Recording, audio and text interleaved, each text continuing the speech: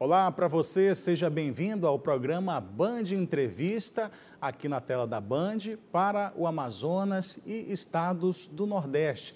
Eu sou Neto Cavalcante, jornalista do Amazonas. No programa de hoje, o nosso convidado para esses 30 minutos de entrevista é o governador do estado do Piauí, governador Wellington Dias.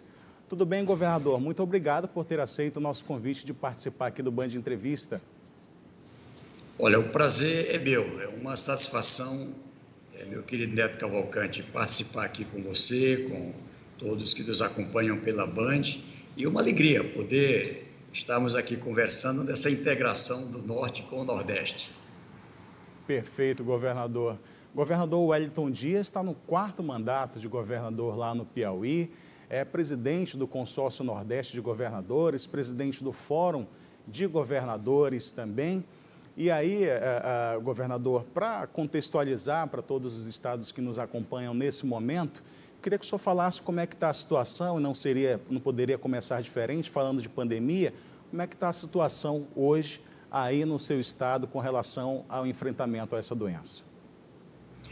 Olha, nós tivemos uma situação aqui bastante crítica, não é, com um crescimento da transmissibilidade. A gente vem desde o ano passado trabalhando a partir de orientações do Comitê Científico Nordeste. É feito aqui um conjunto de pesquisas, de acompanhamento em relação à transmissibilidade. Quando a transmissibilidade cresce, nós temos uma situação de crescimento do adoecimento e aí cresce internações e abrimos o ano aí a partir dessas variantes, das mutações do coronavírus, com um drama muito forte. Em todos os estados e também aqui no Piauí, nós tivemos um colapso na rede hospitalar, com dificuldades de abastecimento, com medicamentos. A gente aqui não faltou, mas ficou sempre aqui que nem Fórmula 1, todo dia, né, tendo que correr atrás para não faltar insumos e ainda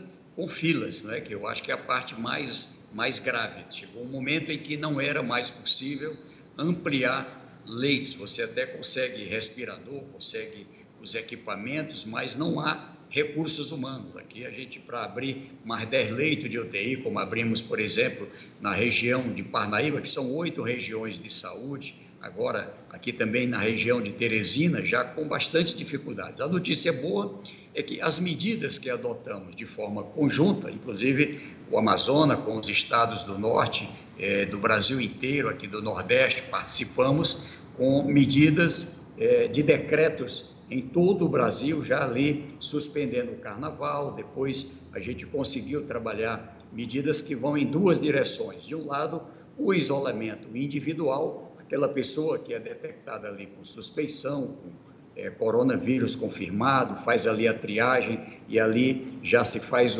a quarentena, né, o isolamento social individualizado ou tratamento para quem precisar, mas somado também com a redução na circulação de pessoas a partir de medidas restritivas. Fizemos isso de modo muito forte ali até o domingo da Páscoa e começamos a colher resultados. Se você olha o mapa brasileiro, e o Piauí também está no meio, já são vários estados que começam a ter estabilidade ou decrescimento. Decrescimento no número de casos, decrescimento no número de internações. A gente chegou a ter aqui uma fila, por exemplo, de 174 pessoas na fila de UTI.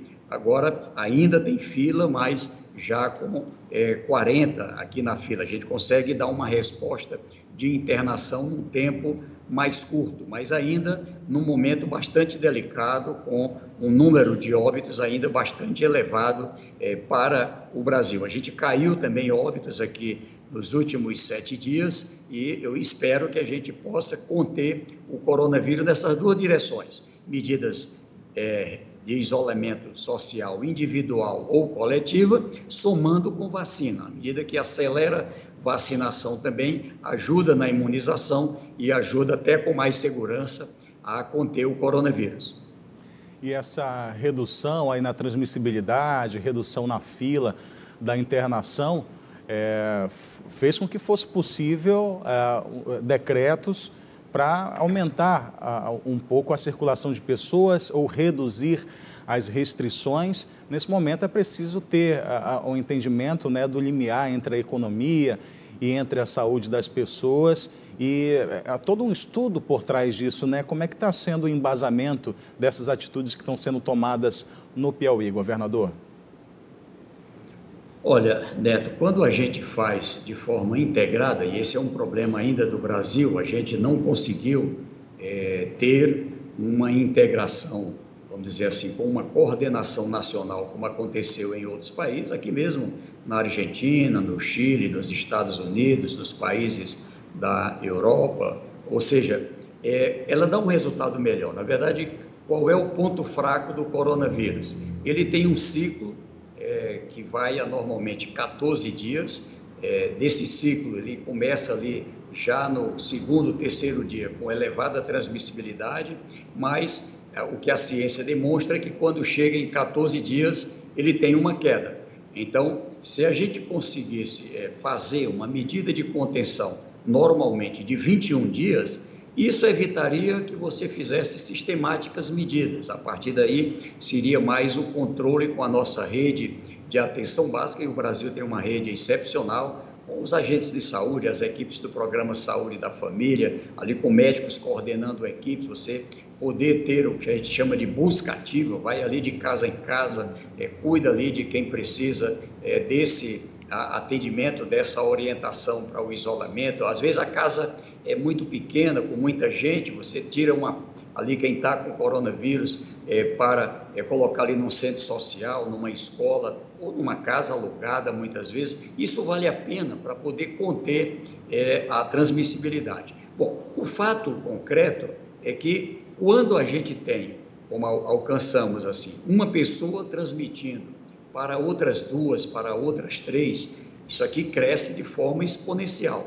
Se eu tenho aqui numa semana, vamos dizer, 50 mil pessoas com Covid-19, quando a gente vai ali para 14 dias, isso já multiplicou para 150, para 200 pessoas, o que vai terminando perdendo ali o controle. Então, o que a gente trabalha é para poder reduzir a reprodução do coronavírus para abaixo de 1. Nesse instante, no meu estado e em outros estados do Brasil, eu acho que já são 19 estados nessa situação, nós já estamos caminhando para igual ou abaixo de 1, o que é já um patamar positivo, ou seja, ele, quando está em 1, ele não aumenta, quando está abaixo de 1, ele está em 0,7. Se eu tiver 50 mil, lá na frente eu tenho 70% desses 50 mil, eu tenho ali 35 mil, então ele vai caindo, ele tem uma redução.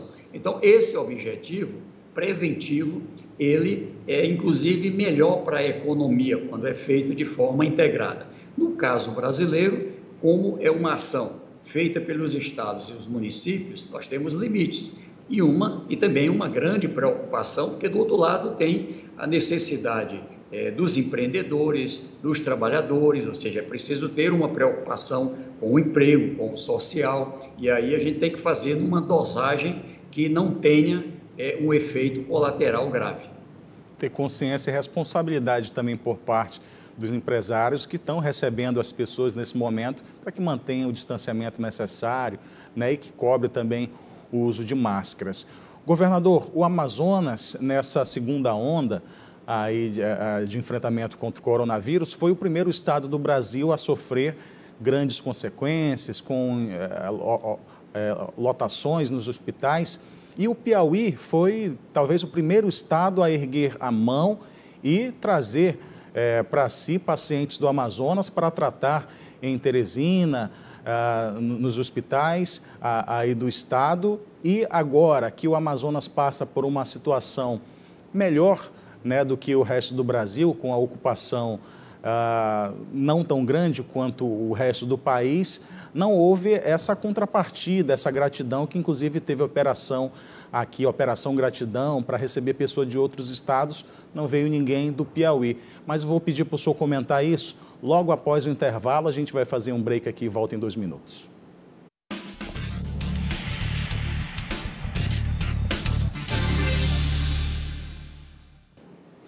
De volta com o Band Entrevista, aqui na tela da Band, recebendo o governador do Piauí, o Wellington Dias, do PT.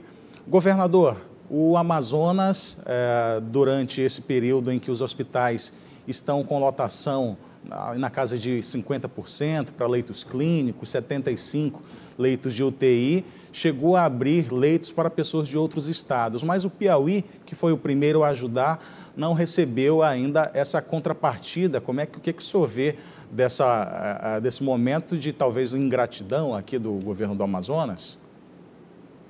Olha, primeiro o Piauí tem um carinho muito grande pelo povo do Amazonas, pela Amazônia, toda a Amazônia. Sabemos aí os desafios que tem, as dificuldades de logísticas. E ali, quando a gente percebeu que tinha um nível de transmissibilidade elevado, a presença de variantes ali já mais perigosas e ainda numa situação em que a rede hospitalar de Manaus e do Amazonas já não estavam suportando, eu procurei aqui, pelo Fórum dos Governadores, conversar com os meus colegas governadores e com o ministro Pazuello, na época, e ali acertamos as condições para garantir que a gente tivesse uma condição de atendimento, ou seja, qual era a lógica?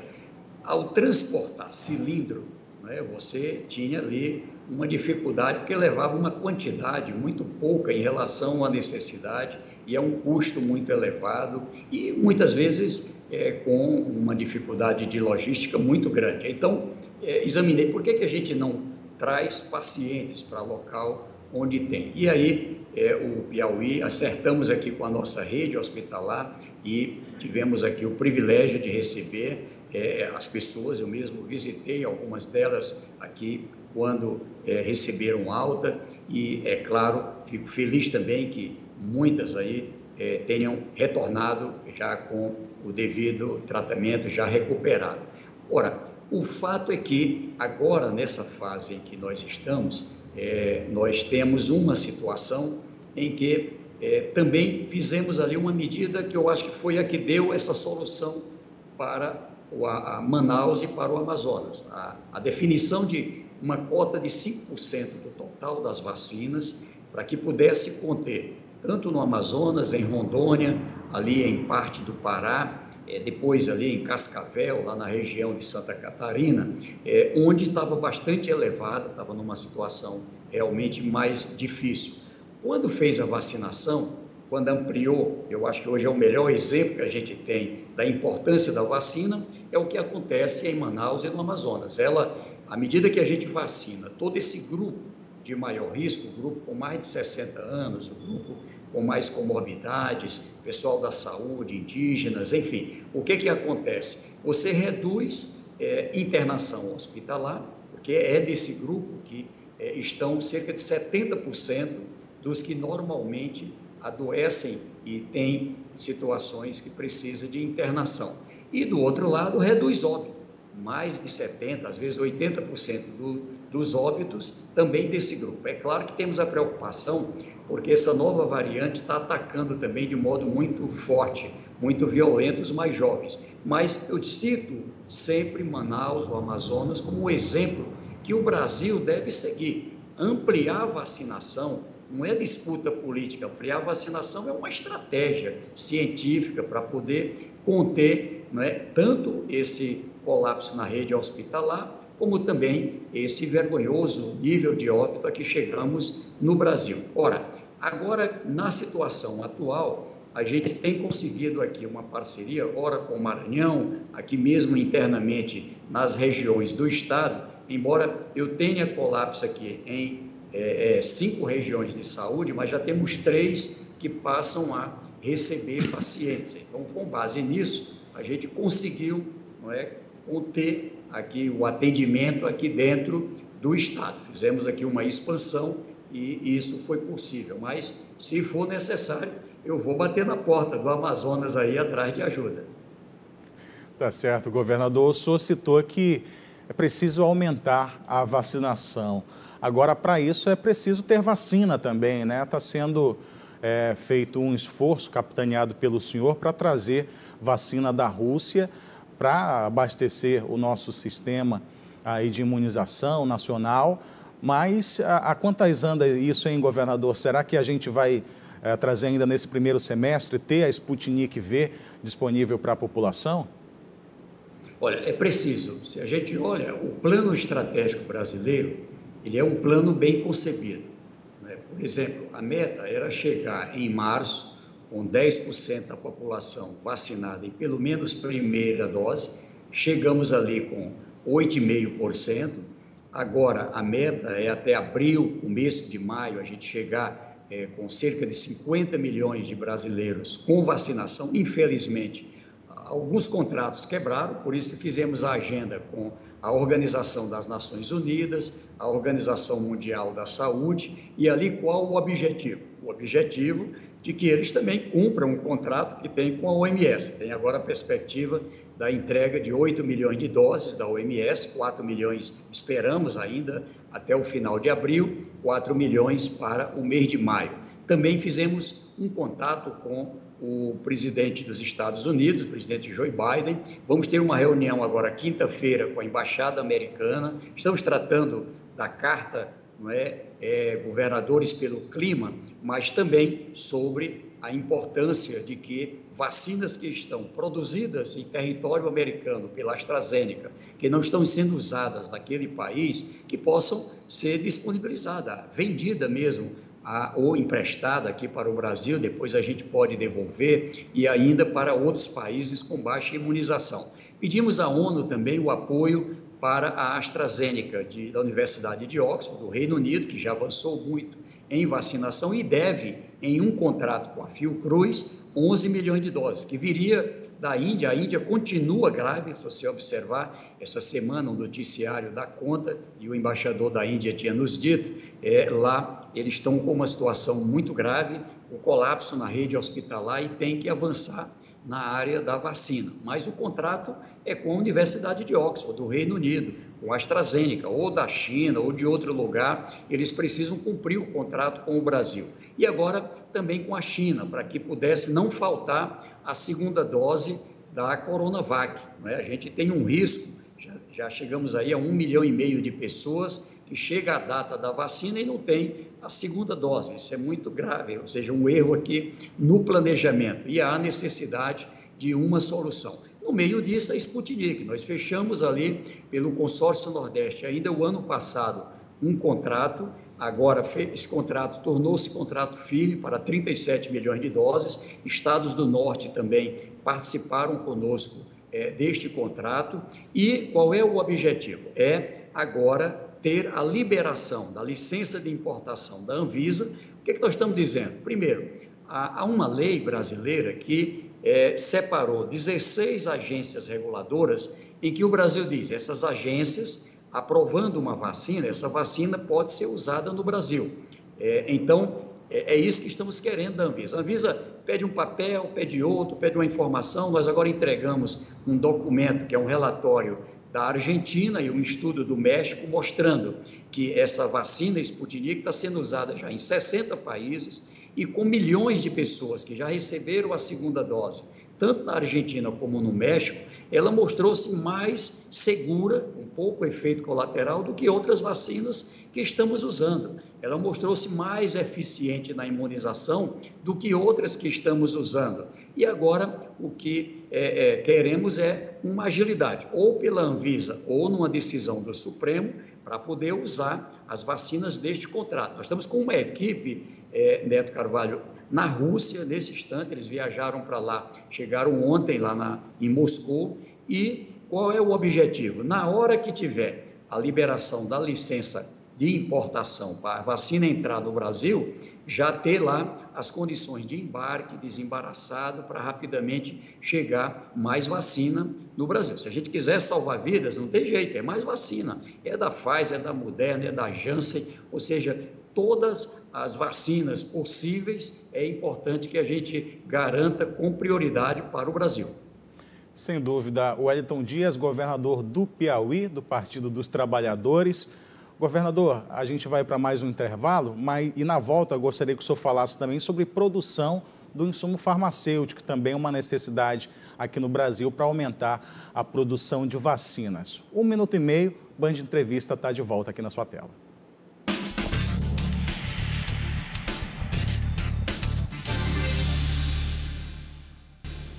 De volta com o programa Band Entrevista aqui na sua tela para o Amazonas, Maranhão, Rio Grande do Norte, Bahia e demais estados aqui do Nordeste e também do Norte, recebendo o governador do Piauí, que também nos acompanha nessa entrevista, todo o estado do Piauí, o governador Wellington Dias.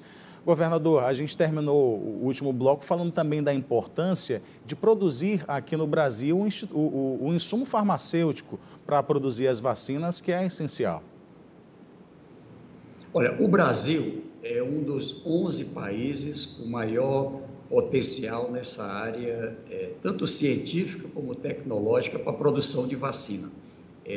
O Brasil não é um país qualquer. Por essa razão, nós temos que dar um passo a mais. É claro que é mais difícil comprar vacina pronta do que comprar o IFA. E o Brasil já compra o IFA através da Fiocruz e através do Butantan. Eu mesmo fui visitar e ver a importância, não é, de ter esse acabamento aqui no Brasil. Agora temos mais a União Química com a Sputnik, que também deverá produzir. E veja, nós queremos um passo a mais. A autorização da AstraZeneca para já no mês de maio, o Brasil ter na Fiocruz a produção desse insumo farmacêutico ativo, o IFA, que é dele que se faz as doses de vacina. Isso permitirá ao Brasil alcançar 30, 40, 50, 60 milhões de doses de vacinas por mês, podendo não só imunizar os brasileiros, mas ainda ajudar a outros países. Da mesma forma com o Butantan, estamos também tratando junto com a Sinovac, não é? E há uma perspectiva de em julho também ter condições dessa produção de IFA aqui no Brasil.